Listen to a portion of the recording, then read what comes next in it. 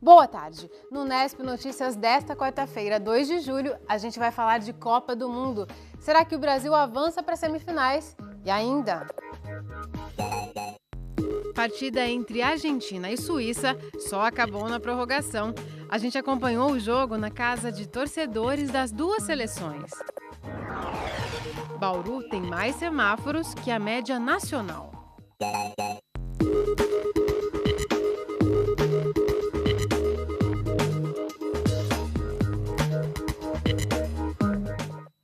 O Nesp Notícias começa falando sobre o trânsito. Um estudo feito aqui na cidade aponta que a quantidade de semáforos por habitantes é maior que a média nacional. Apesar disso, em alguns lugares, eles ainda fazem muita falta. O movimento é intenso na Avenida Comendador José da Silva Marta, mesmo quando não é horário de pico. O semáforo no cruzamento com a rua Floriano Peixoto foi instalado porque era difícil cruzar a avenida no começo da manhã e no fim da tarde. Para quem passa muito aqui, esse semáforo ficou melhor ou pior? Melhorou. Por causa do acesso das ruas laterais. Não dava para passar. Não dava para passar. A travessia aqui era muito complicado. Então eu acredito que melhorou sim.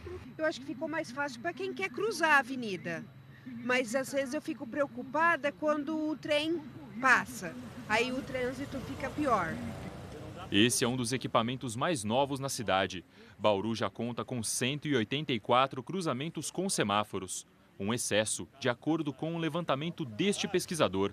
Doutor em engenharia de transportes, ele aponta que a cidade tem 0,5 semáforos a cada 1.000 habitantes, acima dos 0,3 registrados na média nacional, de acordo com dados da Associação Nacional de Transportes Públicos. A existência dessa quantidade grande de semáforos é em decorrência de deficiências no sistema viário estrutural, que tem baixa capacidade, fazendo com que os veículos migrem para as vias de menor hierarquia, como as vias arteriais e coletoras. Com isso, o cruzamento dessas vias passam a ter um grande fluxo que precisa ser controlado por sinalização semafórica. Na rua Manuel Bento da Cruz, os motoristas demoram para conseguir cruzar a Rio Branco. Este aqui espera 25 segundos, e isso às 9h30 da manhã.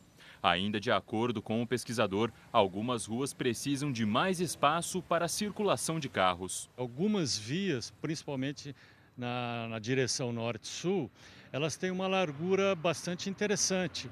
Caso da Rio Branco, 13 de Maio, as Arias Leite, que elas poderão trabalhar como corredores com a retirada de estacionamento. Evidentemente que a retirada desse estacionamento deve ser compensado por incentivo de construção de estacionamento em área privada. 7 tem mais 4? O gerente de planejamento e sinalização viária da Indurb, a empresa que gerencia o trânsito na cidade, contesta a pesquisa e acha que os números não refletem a realidade. Se você faz um levantamento em todas as cidades brasileiras, esse levantamento seria diferente se fosse feito nas cidades paulistas. Porque para você implantar semáforo, o semáforo não é um equipamento muito caro, mas também não é barato. Existe também a possibilidade de algumas cidades não estarem implantando semáforo, mesmo com os critérios atendidos, e colocando em risco a vida dos condutores que cruzam, né, nesse local. Sobre a retirada dos estacionamentos, ele defende que essa não é uma medida que pode ser implantada em larga escala. O que a gente observa atualmente é que em determinados horários, dos horários de pico, a gente tem uma certa fila em algumas vias, como a 13 de Maio, o cruzamento com a Rodrigues, talvez na Rio Branco, com a Rodrigues também, né? Se a gente retira totalmente o estacionamento, nós vamos criar um outro problema da pessoa que está circulando no centro, buscando estacionamento, ele não vai encontrar e vai acabar circulando ainda mais e aí causando mais problemas no trânsito da cidade. Se nas áreas antigas não é possível fazer grandes alterações, o jeito então é pensar melhor o futuro. Novas vias devem ser planejadas levando em consideração o crescimento da cidade nos próximos anos. A Nações Unidas Norte não tem cruzamentos e conta com 3 pistas e marginais. Dá para percorrer os 4 quilômetros até a Avenida Nuno de Assis em menos de 4 minutos. Deve ser pensado já avenidas que comportem um fluxo maior, um volume de tráfego maior, com pelo menos 3 faixas de rolamento. A gente não pode esquecer que hoje em dia todas as avenidas têm obrigatoriedade de implantação de ciclovias também e principalmente que a gente tenha vias que já deem segurança, né? Principalmente na travessia de pedestre. Você vê o exemplo da Nações Norte. Ela poderia ser uma via de trânsito rápido. Porém, existe a necessidade de construção de passarelas para que os pedestres não atravessem a via em nível. Agora, um lembrete para os donos de veículos que têm carro com placa final 4. Eles devem realizar o licenciamento do carro até o dia 31 deste mês. A taxa do licenciamento é de R$ 68,48 e pode ser paga em rede bancária credenciada. O passo a passo para fazer o pagamento está disponível na área de veículos do portal do Detran São Paulo. No site você também pode conferir o calendário com todas as datas. O Nesp Notícias vai para um rápido intervalo daqui a pouco. Saiba como um argentino e uma suíça acompanharam o jogo de ontem aqui em Bauru.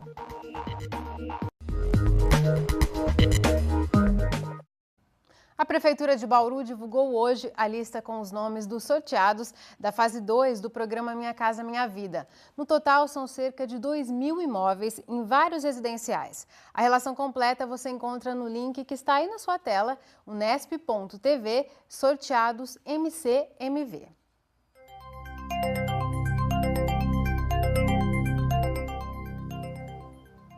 Hora de saber como fica o tempo. Veja a previsão com informações do IPMET e do CPTEC. O clima segue seco em todo o estado de São Paulo. O frio do início da manhã deve diminuir ainda mais nos próximos dias. Em Bauru, a umidade do ar agora é de apenas 34%. Temos ventos de brisa a 5 km por hora. No início da manhã fez 14 graus em Bauru e a máxima foi de 29. Amanhã os termômetros devem variar entre 19 e 29 graus. Terminaram ontem os jogos das oitavas de final da Copa do Mundo do Brasil. Depois de amanhã, sexta-feira, Brasil, Colômbia, França, Alemanha, Holanda, Costa Rica, Bélgica e Argentina disputam vagas nas semifinais da competição. Só que não foi tão fácil para os nossos hermanos avançarem na Copa. A gente acompanhou cada tempo do jogo de ontem do lado de uma torcida diferente. Vai!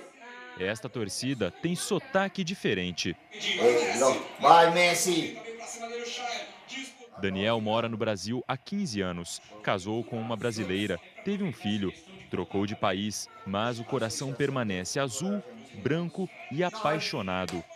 Você fica nervoso sempre assim nos jogos da Argentina? Pior. Hoje estou calmo, porque hoje não posso xingar, porque quando não tem gente, eu xingo.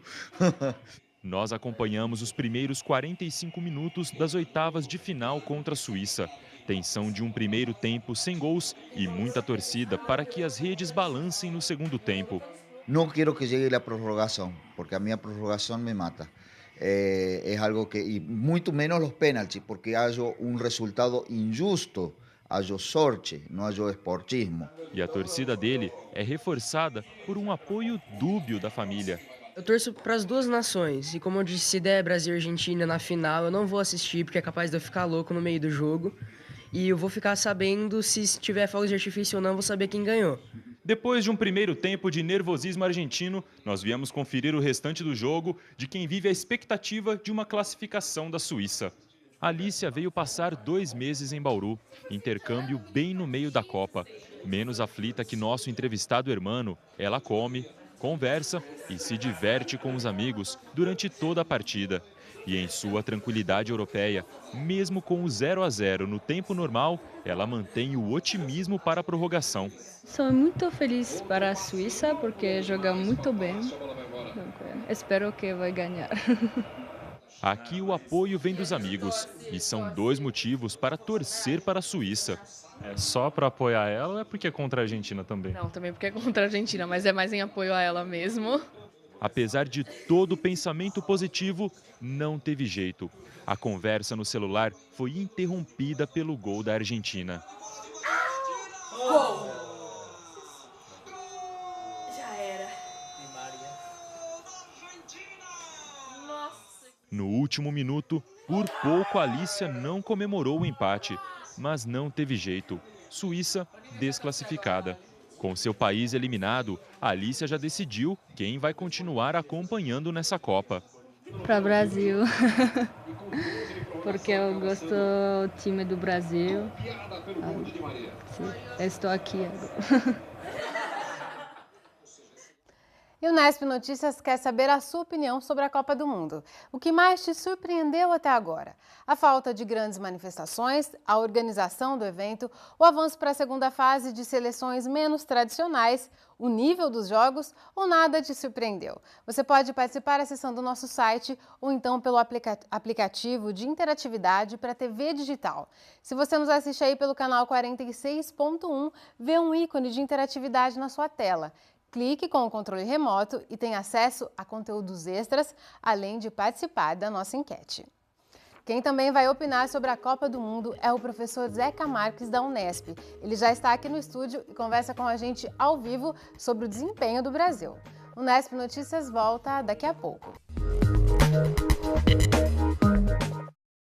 E a gente continua a falar sobre a Copa do Mundo. Vamos receber o professor Zeca Marques, da Unesp. Zeca, muito obrigada por sua presença aqui no Nesp Notícias. Mais uma vez é um prazer estar aqui, Larissa. O Zeca pesquisa comunicação e futebol e por isso tem participado aqui do Nesp Notícias comentando o Mundial. Zeca, a gente já falou sobre a organização do evento e você esteve em 2 partidas da primeira fase. Lá em loco, o que você sentiu? Tá tudo bem organizado? O acesso é fácil? E conta pra gente os jogos que você assistiu. Bom, eu assisti Uruguai e Inglaterra em São Paulo. O estádio não está pronto, isso aí eu até comentei com amigos, ele está inacabado, o que não significa que não tenha sido uma experiência positiva, foi positiva. O que eu não gostei foi do setor em que eu fiquei, que era a arquibancada móvel, temporária, provisória. Aquilo, de fato, o próprio nome já diz, é provisório, e eu fiquei sentado num lugar que não foi muito cômodo e muito distante do gramado. É a primeira vez que eu vi um jogo tão distante do campo como nesse jogo. Há estruturas que não estão concluídas, tetos, forros, paredes, colunas. É possível ver tapumes, essas coisas? Vence tapumes, lonas, então o estádio de fato não ficou inacabado. O outro jogo que eu vi foi Portugal e Gana em Brasília, no estádio que já estava pronto há um ano, ele foi inaugurado no ano passado, no meio do ano passado. É um estádio que está acabado, o único problema ali é o entorno do estádio, que tem muitas áreas ainda não gramadas, não com processo de urbanização, então havia muita terra nos setores da arquibancada onde eu fiquei. Nossa, e Brasília já tem um clima seco, um clima muito seco, então não foi plantada grama no entorno, as pessoas devem ter entrado com os tênis e sapatos cheios de terra e muito consumo de bebida dentro do estádio. Então, o setor em que eu fiquei, o meu pé grudava no chão, porque não foi feita a limpeza do estádio a tempo. Tinha acontecido um jogo 3 dias antes, o jogo do Brasil e Camarões, e isso foi um pouco desconfortável pelo valor do ingresso que eu paguei. Mas, independentemente disso, a Copa tem sido um sucesso, a imprensa tem noticiado isso, e há aquele discurso entre os que são contrários ao sucesso da Copa, aqueles que são favoráveis. Eu acho que esta Copa tem sido um sucesso. Não é por causa da CBF, não é por causa da FIFA, não é por causa dos governos federal, estadual e municipal. É por causa da população brasileira e da festa que a gente tem visto dentro de campo e fora de campo. Eu acho que essa sinergia e energia positiva que há entre os estrangeiros que vieram para cá e os brasileiros, que têm se interessado não só pelos Jogos do Brasil. O que é interessante perceber é o interesse que as pessoas têm por jogos de outras seleções. Então, acho que isso é que tem feito um clima eufórico e positivo das pessoas que gostam e que não gostam de futebol. Todos entraram nessa onda de assistir a esse campeonato. E falando agora da nossa seleção, da seleção brasileira, não tem jogado bem, prova disso foi sufoco que o time passou no último sábado para se classificar. O Felipão vem sendo cobrado de mudanças e ele fez algumas, mas elas não funcionaram muito bem também, né?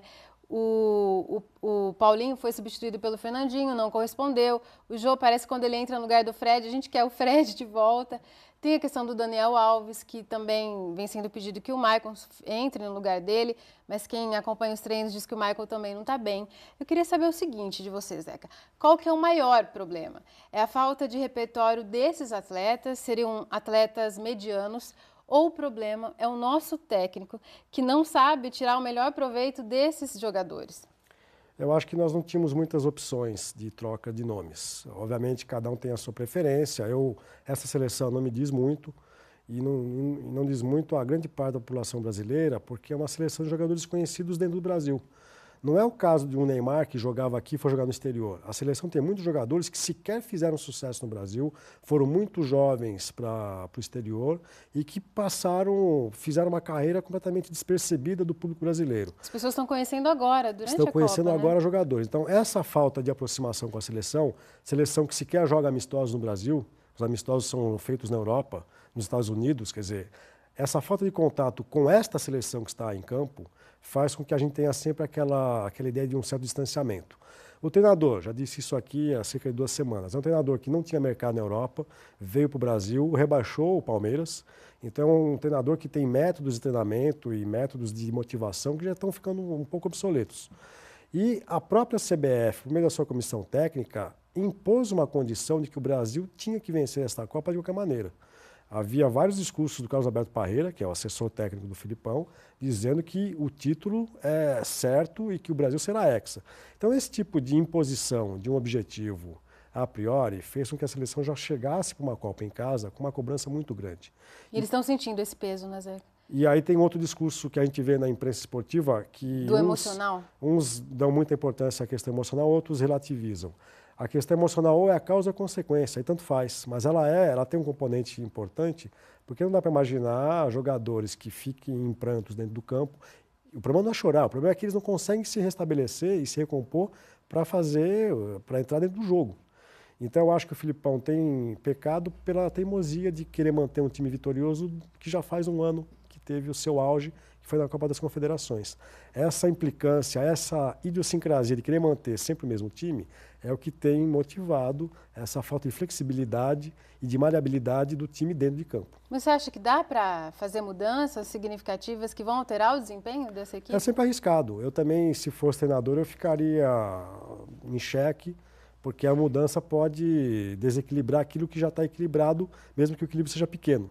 Mas as opções não parecem muito atrativas, né? As opções realmente não são assim as mais alvissareiras. Mas na questão do Filipão, acho que a gente podia discutir o fato de ele ter convocado alguns jornalistas para ter uma conversa. Isso, queria que você comentasse a postura da mídia em relação à cobertura desse evento. O Filipão, nessa semana, ele convocou 6 jornalistas com quem ele tem mais afinidade, né? Pediu que eles fizessem um diagnóstico da seleção e também fez pedidos um pouco ingênuos, eu diria, não sei o que você pensa, Zeca, mas que eles tratassem com mais carinho, que fossem mais solidários à seleção. Paralelamente a isso, uma outra discussão é de jornalistas brasileiros relatando que tem colegas que cobrem outras seleções que eles vão a coletivas com a camisa da seleção, eles não fazem perguntas, eles fazem posicionamentos em apoio às suas seleções, os jornalistas uruguaios, por exemplo, né? Então, qual que é o limite ético de um jornalista esportivo, na sua visão? Tem espaço para ele ser torcedor, para ele ser amigo do técnico da seleção? Eu acho que não há problema de um jornalista ser amigo de protagonistas da cena social, não é um problema. Jornalistas se relacionam com as pessoas. O problema é se essa relação de amizade compromete o trabalho do jornalista. Eu, particularmente, não me agrada o fato de haver jornalistas que vão para coletivas de imprensa ou vão cobrir um evento para torcer por determinado atleta, determinado técnico ou pela seleção do seu país.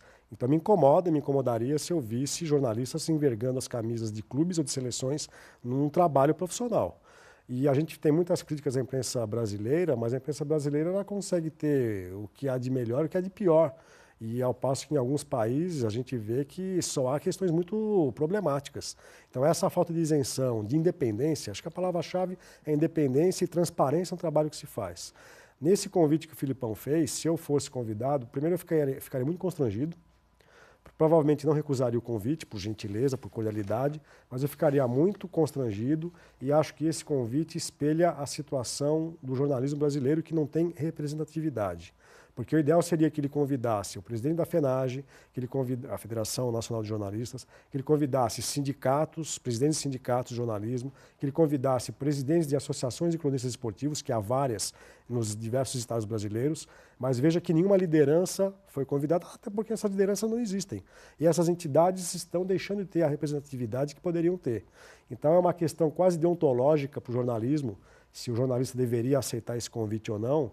E é sintomático que ele tenha convidado grupos e veículos que não têm feito uma cobertura tão eufórica da Copa. São os mais críticos, né? São os mais críticos. Então, não havia nenhum representante da Rede Globo, por exemplo. A Rede Globo que faz uma torcida desbravada, não só nas transmissões dos jogos, mas na sua programação ordinária durante o dia. Então, é sintomático que ele tenha convidado as pessoas mais críticas e formadoras de opinião. E acho que é um pouco ingenuidade dele achar que esse convite ou essa conversa possa motivar uma cobertura menos independente, que talvez seja o que ele queira. E você acha que, por outro lado, o fato desses jornalistas buscarem essa isenção, no limite eles acabam sendo até críticos demais? Mas isso não é problema, porque eu acho que é função da imprensa ter esse papel crítico, é fazer o contraponto, é buscar o contraditório. Então eu gostaria que as coberturas fossem cada vez mais críticas. E há um discurso também nas redes sociais hoje, quem torce contra o Brasil, contra o sucesso da Copa, é porque não quer o sucesso do governo federal, é porque é não patriota.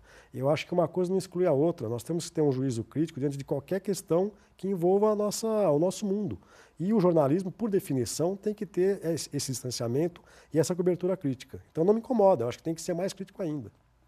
Certo. E pra gente, falando dos jogos, então, essa Copa do Mundo, já comentamos, ela tá muito divertida, disputada. Agora nas oitavas de final, dos 8 jogos, 5 foram para a prorrogação e os que não foram, foram decididos nos últimos minutos, né? A gente percebe que há um equilíbrio entre as seleções.